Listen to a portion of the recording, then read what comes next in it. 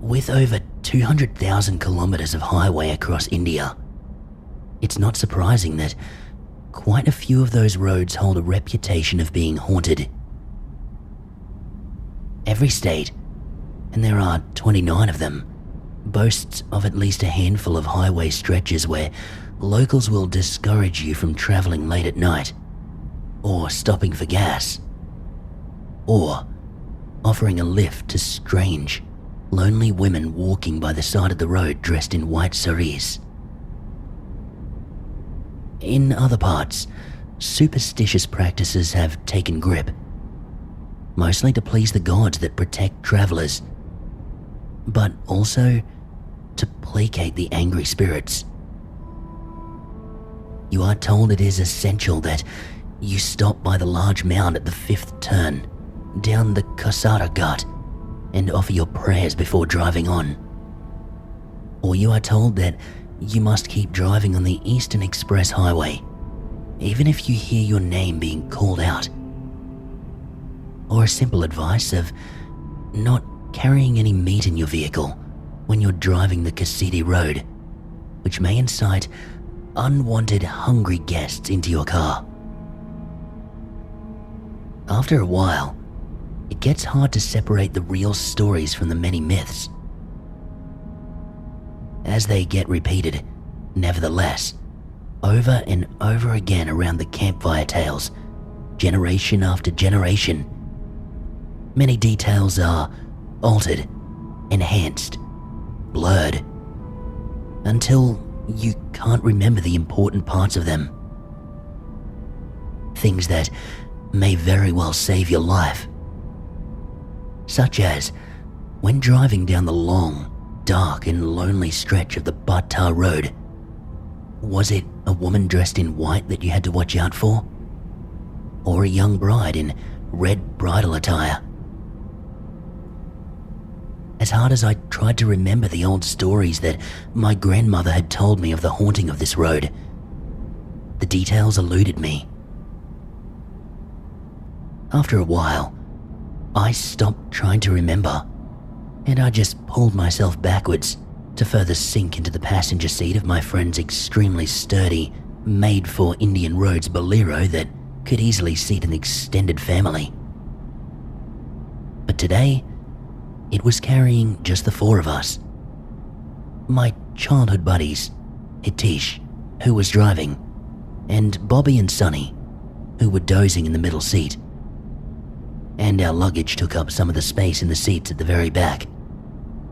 The 4 of us were on our way back from the wedding of another one of our childhood friends, the reception for which had been held in a remote farmhouse deeper into the rural heartlands of India. The newlyweds were obsessed with connecting with their tribal roots, away from any urban hustle that their families had embraced a few generations ago. I have to admit that, despite my previous reluctance to travel so far for the wedding, it was a beautiful ceremony, and the drive to the farmhouse was scenic. We had started early in the morning, stopping often to take in the breathtaking sights of the hills we passed through, and grabbing quick bites of local cuisine, accompanied with piping hot spiced tea at regular intervals. However, now, at nearly 2 a.m, that same route seemed macabre. There were no streetlights or quaint little food and tea stalls. And with the intimidating dark shadows of the hills against the horizon, the drive, which promised to be long, brought back memories of every tale I'd heard or read of highway ghosts in India. I was certain that there was a similar tale about this very road we were on. But, tired and exhausted from a long day of festivities, I could not recall the story attached to the famous Bhatta Road. I turned to Hitesh to ask him if he perhaps remembered the story, mainly to keep a conversation going with him, to help him to stay awake and alert as he drove us through the winding guts of the middle of an exceptionally dark night. I think the story goes that a lady in white, or maybe in red. The spirit of one who died in an accident here, or maybe she was killed, or something as such. Will ask you for a lift. And if you stop for her, you're as good as dead," he said, just as uncertain and casting a wide net that encapsulated about 80% of highway urban legends across the world. "No one who ever stopped their vehicle for her has lived to tell about it," he added for good measure. "If no one lived, then how do we know this story?" Bobby said from the back seat, followed with a wide yawn, waking from his nap. "Exactly," replied Hatish, leaving us confused while distractedly looking at something in the distance. I turned to look in the direction Hatish's eyes were fixed at, and straight ahead in the distance, I noticed a small gathering of a few people at the far end of the highway, where the road seemed to meet the horizon. Who are these people? I wondered out loud.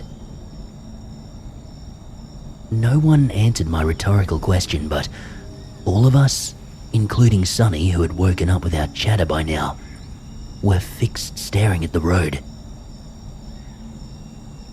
As we got closer, the group grew clearer in our vision.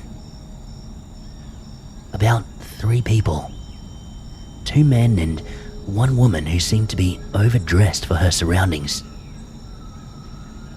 Even from afar, her massive pink lehenga, a bridal outfit, and garish gold jewelry were hard to miss. It was a bridal party. Or at least a part of it that seemed to have been separated from the larger celebration. But what were they doing on this otherwise isolated road?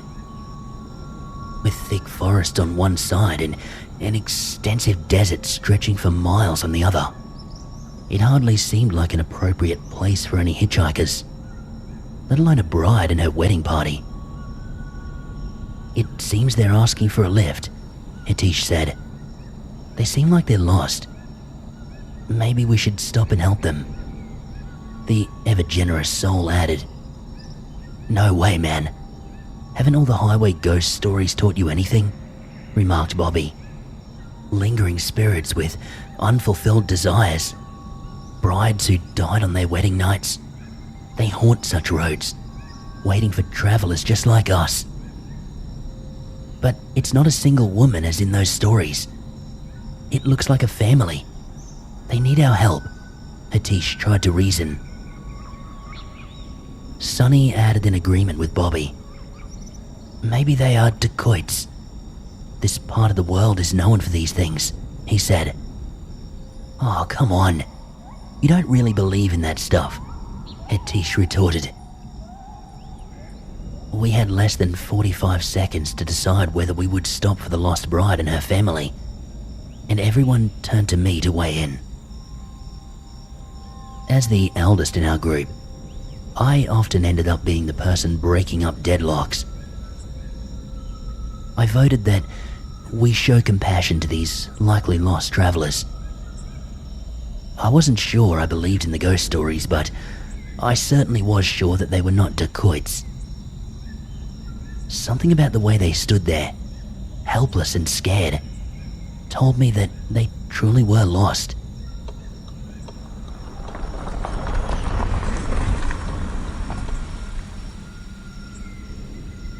We pulled over next to the man who had his thumb out to us.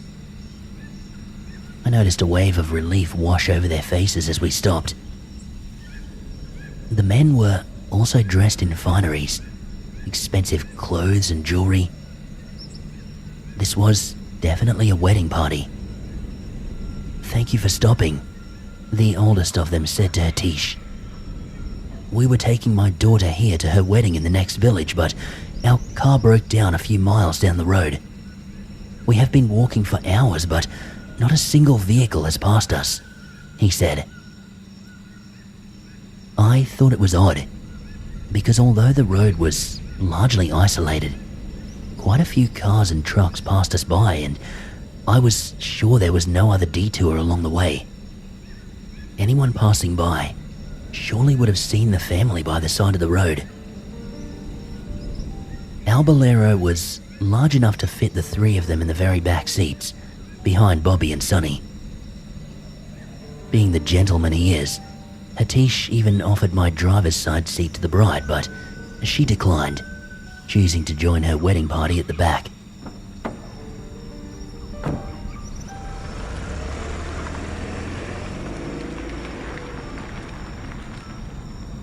None of them spoke much after the initial thank yous. Even though we tried to strike up a conversation, some more excitedly than others, the family answered in grunts and sighs. I didn't really blame them. After the journey they'd had, that too on their wedding day, it was understandable. After a while, everyone slipped into a silence, punctured only by Bobby's intermittent snores and the soft jingling sound coming from the back made by the bride's bangles every few minutes.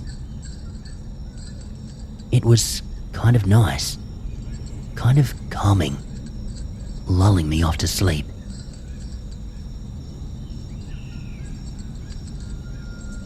Just as I was drifting in and out of the cusp of sleep, I felt Hatish nudging me.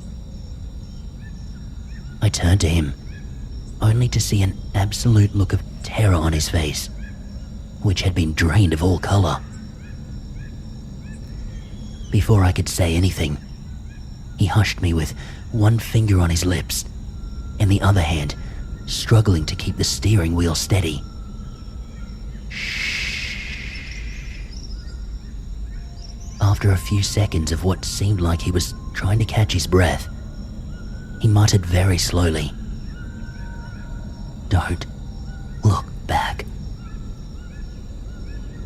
The rebel in me was tempted to turn around and look behind me immediately, but the fear dripping in each syllable of Hatish's warning had chilled my bones. I was frozen, and I looked at him for more explanation, but he kept his eyes fixed on the road ahead, wide open, filled with a terror that I struggle to describe in words here. I followed his gaze, and there, on the side of the highway, getting closer by the second, stood a group of 3 villagers. Among them, a bride in a pink lehenga, thumbs out. As we drew closer, I could see their faces. It was those same 3 villagers who we had picked up and were, supposedly, sitting in the back seat. Shock and horror swept through my body as I watched them smiling eerily, lips stretching. I was terrified, but I could not look away. And just as we passed by them, I heard the sweet, soft sound of bangles jangling away in the back of our vehicle.